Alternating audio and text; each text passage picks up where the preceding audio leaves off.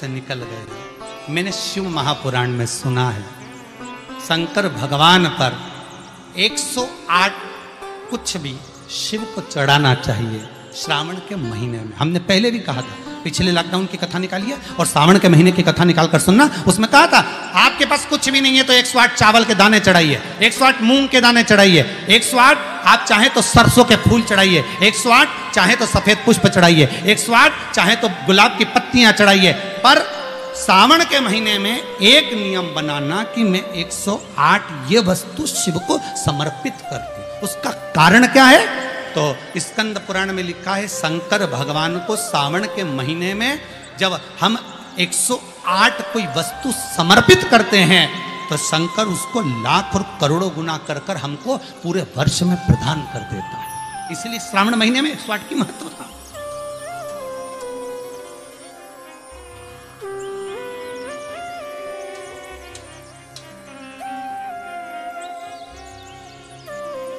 बाबा से विनय निवेदन, उसके चरणों का स्मरण। भोला सब दुख काटो मारा, ओ भोला सब दुख काटो मारा, ओ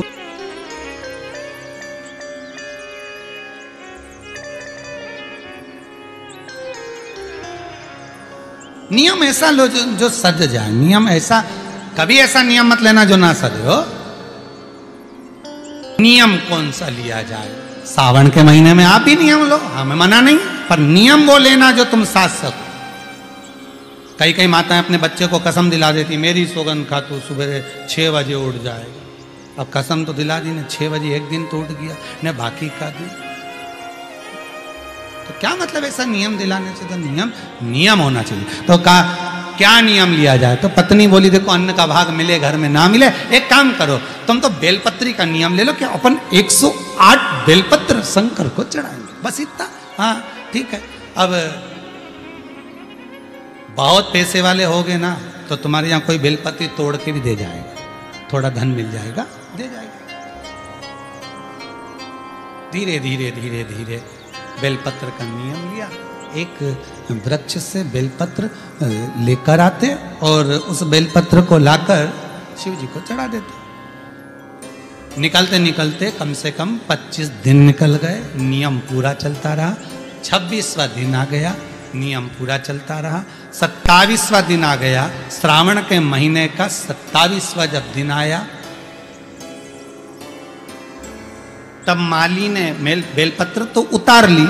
जो बेलपत्र के वृक्ष का माली था, वृक्ष का जो माली होता है, उसने चिल्ला दिया, बेलपत्र अब मत ले जाना, पीढ़ी की मिल रही है तोड़ तोड़ के ले जा रहा हूं, अब मत ले जाना, बिल्कुल भी नहीं, कीमत दीजिए उसकी।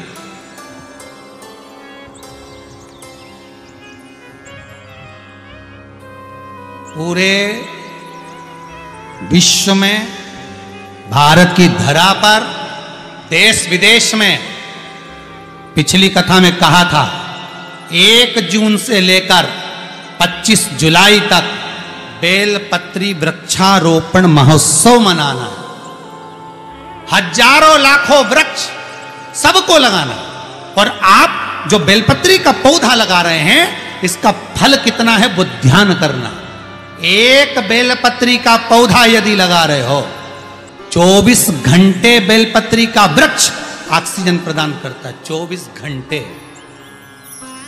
हर पल हर घड़ी ऑक्सीजन देता, रात में भी दिन में भी।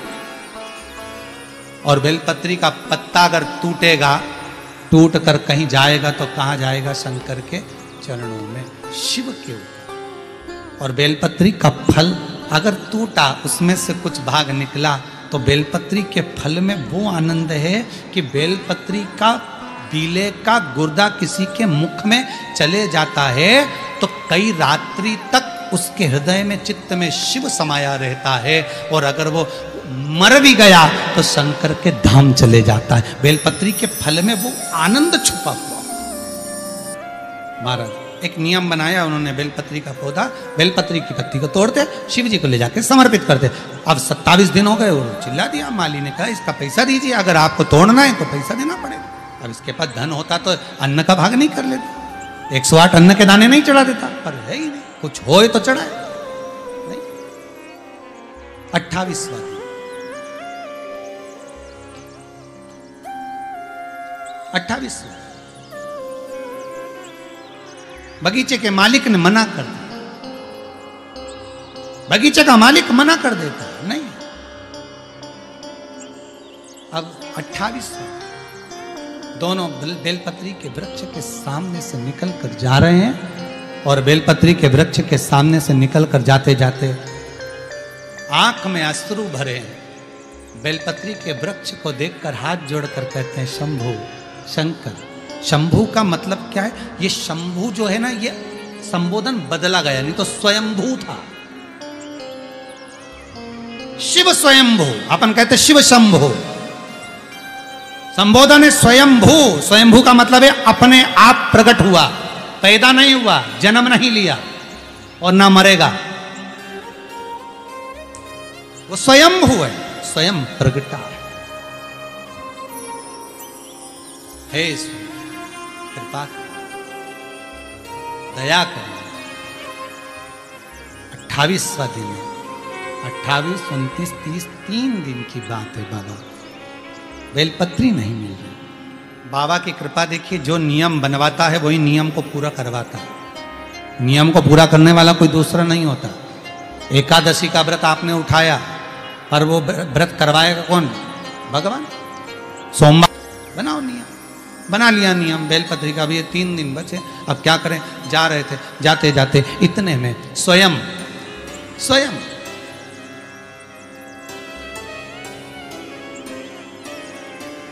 एक छोटा सा बालक बेलपत्री की पत्तियों को अपनी झोली में भरकर लाया और बालक कहता है, माँ, ओ माँ, ले आओ ये बेलपत्री। आप रोज मंदिर जाती हो ना, मैंने आपको देखा था मंदिर जाते हुए, आप बेलपत्र चढ़ाती हो ना, मैंने आपको देखा था। मैंने मन में सोचा एक बार मैं भी बेलपत्र चढ़ाऊं, पर मेरी माँ मुझे जाने नहीं देती ना, इसलिए मैं बेलपत्र आपको दे देता हूं। आप ये बेलपत्र शिव को समर्पित करो।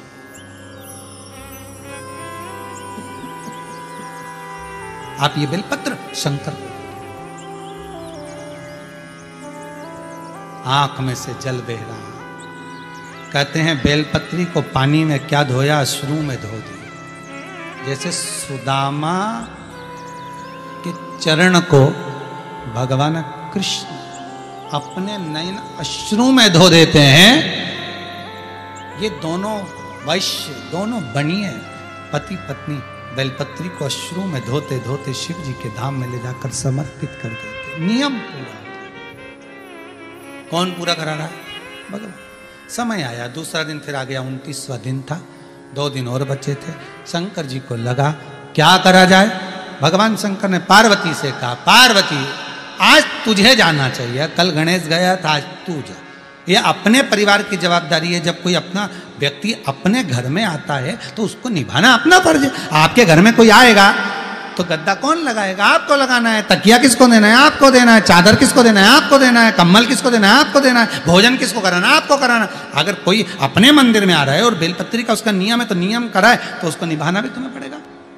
भाई 4 मेहमानों में से 3 तो रोटी खा रहे और एक व्यक्ति की एकादशी का व्रत है वो नहीं खा रहा, तो खिचड़ी कौन बनाएगा? अरे बोलो तो जम के, कोई दूसरा बनाएगा कि पड़ोसन को फोन लगा के बोलोगे देखो हमारे यहाँ तो भैया हम खिचड़ी नहीं बनाएंगे, तुम्हारे यहाँ मेहमान में भूख लगी है और इसका व्रत है तो तुम कहीं पे भी जाके खा, पर हम खिचड़ी।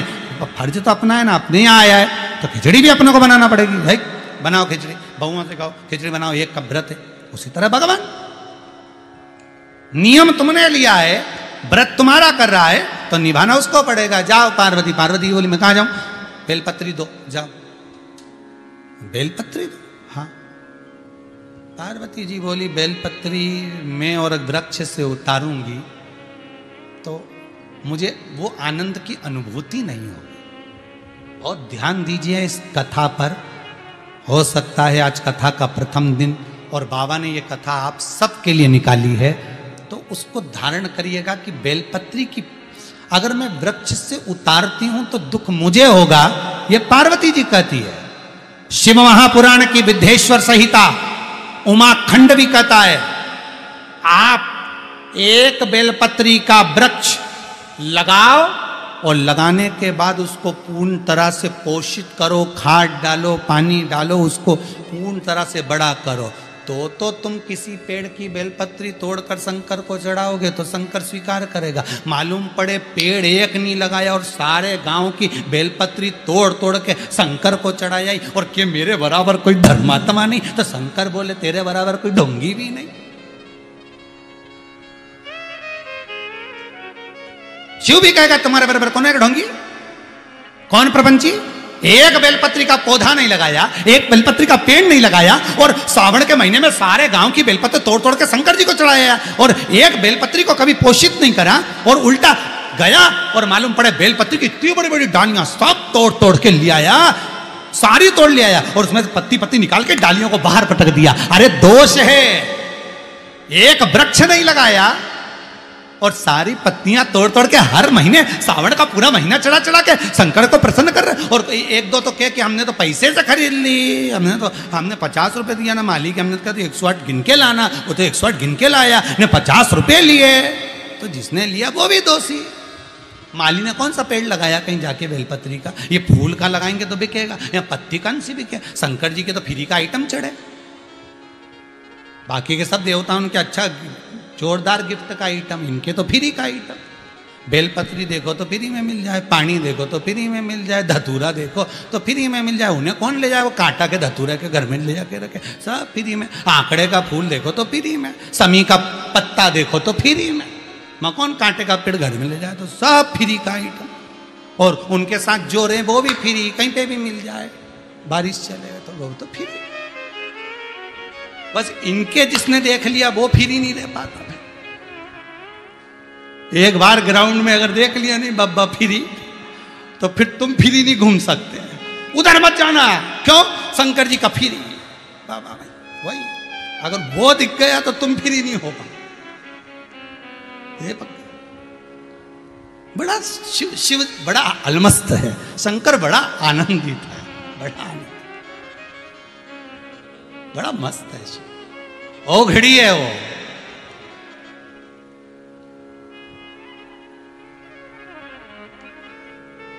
ओघड़ी है।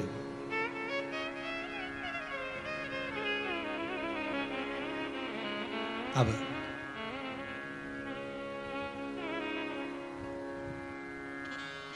जाओ पार्वती तुम जाओ। पार्वती जी बोली मैं तोड़ूंगी बेलपत्र, उतारूंगी, मुझे दोष लगेगा, श्रेष्ठता नहीं होगी मेरी, मैं कैसे जाऊं। शिव बोले नहीं ऐसा नहीं है, आप जाओ, बेलपत्र ऐसा हो तो मेरी ही उतार कर चढ़ा जाओ, जाओ उठाओ और देकर आओ। पार्वती जी ने जो कल बेलपत्र चढ़ाई थी वही पार्वती उठा के लिए धोखे वापिस चढ़ देगी। पार्वती जी ने बुढ़िया का रूप रखा, बूढ़ी का रूप रखकर एक जगह पर पार्वती जी सुंदर वस्त्र पहनकर बैठ गई, और जाते जाते पथिकों को रोक रही हैं। पार्वती जी रोक रही हैं पथिकों को, ए भैया रुको, ए भैया रुको, सावन का महीना चल रहा है, बेलपत्र ले जाओ। पर कोई बेलपत्र लेने को तैयार नहीं, कोई नहीं ले रहा। ये दोनों जा रहे थे, इन्होंने कहा माँ क्या बात है। माँ कहती है मेरे पाँव में तकलीफ है, मैं जा नहीं सकती, ये बेलपत्र आप ले जाओ। शिव महापुराण की कथा कहती है कोई महाकाल जा रहा है, कोई सोमेश्वर जा रहा है, कोई मल्लिकार्जुन जा रहा है, कोई काशी जा रहा है, कोई विश्वनाथ जा रहा है, कोई केदारनाथ जा रहा है। कोई व्यक्ति अगर 12 ज्योतिर्लिंग में जा रहा है, आप खुद नहीं जा सकते, कुछ भेज नहीं सकते, तो एक बेलपत्र को ओम नमः शिवाय लिखकर एक कॉपी में, कोई रजिस्टर में उसको रखकर सीधी की सीधी उस कॉपी को ओम नमः शिवाय लिखकर शंकर के पास भेज दो। कह देना ये बेलपत्र निकालकर शिव को चढ़ा देना। हमारे के पास में पार्वती जी ने दिया, ये लेकर चले। पार्वती जी ने जो दिया था वो शंकर जी को समर्पित करा। नियम इन्होंने लिया था, पूरा शिव जी ने किया। 30वां दिन बेलपत्री नहीं मिली। सावन आने दो, बेलपत्री के वृक्षों में पत्तियां मिलना बंद हो जाती है, बहुत सारे लोग धर्मात्मा इकट्ठे हो जाते हैं। निवेदन है उतनी ही तोड़ना वृक्ष से जितनी आपने लगाई हो, जितनी आपने लगाई। अरे सीधा सीधा बात है भाई, फल उतना ही मिलता है। वो कहे ना, अब 30वां दिन शिव जी का नाम लेकर घर से निकल गए, वृक्ष पर से पत्ती आने नहीं है। पार्वती जी ने शंकर जी से कहा, गणेश जी चले गए, मैं भी चली गई, कार्तिक रुष्ट होके श्री सेलम में बैठे हैं, अब तुम ही बचे हो। बहुत अच्छा परिवार है शंकर पार्वती का, इनके जैसा परिवार दुनिया में किसी का नहीं होगा। गले में सांप, बैठे नंदी पे, बाजू में कार्तिकेय के मोर, पार्वती बैठी शेर पे, गणेश जी चूहे पे, सब एक दूसरे के दुश्मन। उसके बाद भी कितनी शांति से आराम से रह रहे कि तुम तो जब फ्री हो जाओ घर से, लोटा भर के पानी लिया, चढ़ा के चली जाओ। शंकर जी अलमस्त बैठे, पार्वती जी हाथ जोड़ के बैठी कि इन्हीं पे चढ़ाना, हमारे कपड़े गीले करके मत जाओ। कितना मस्त परिवार, उनके जैसा कोई परिवार अलमस्त है।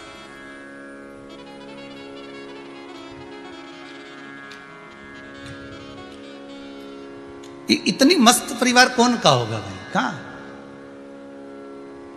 लक्ष्मी स्वयं पार्वती जी शंकर जी से बोली, देखो प्रभु, गणेश जी हो आए बेलपत्री दिया, पार्वती हो आई बेलपत्री दिया, कार्तिक रुष्ट होकर सेलम पर बैठे, बारी तुम्हारी है। शंकर भगवान बोले, अब हमारी बारी है तो हम ही जाएंगे, तुम चिंता मत करो। और अंत में जब पूर्ण तरह से परास्त हो गए, हार गए, वो वैश्य, वो बनिया और बनिए की पत्नी, वो सेठ और सेठानी जिसके पास कुछ भी नहीं है, वो अंत में जब हार गए, तब शंकर उस समय पर जैसे ही पहुंचे, एक बंदर का रूप लेकर, एक हनुमान का स्वरूप बनाकर, एक बानर का स्वरूप बनाकर, क्योंकि शिव हनुमान है और हनुमान ही शिव है।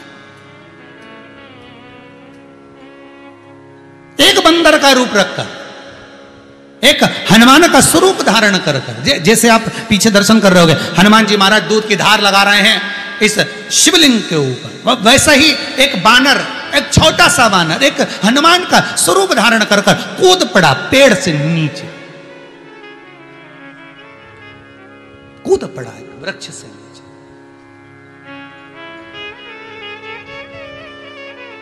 और पवन तनय संकट हरन मंगल मूर्ति रूप, राम लखन सीता सहित हृदय बसौ सुध भो। अब वो बालक स्वयं शिव बंदर का रूप रखकर, बानर का रूप रखकर कूद पड़े। और बानर के हाथ में क्या था? तो कहा बेलपत्री की एक डाली थी, और डाली ले आके इनके सामने छोड़ दी। छोड़ी तो इन्होंने देखा कि बेलपत्र मिल गई। आज भी पूरा अनुष्ठान पूरा हो गया, नियम पूरा हो गया।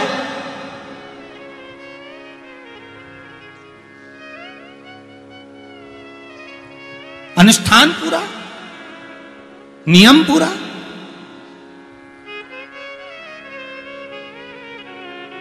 होना चाहिए। ये जो बानर ने फेंकी थी, लेकर गए, उसकी पत्तियां निकालकर शंकर को समर्पित किया, शिव को छोड़ा। शंकर को दिया गया, शंभु आंख से अश्रु बह रहे थे।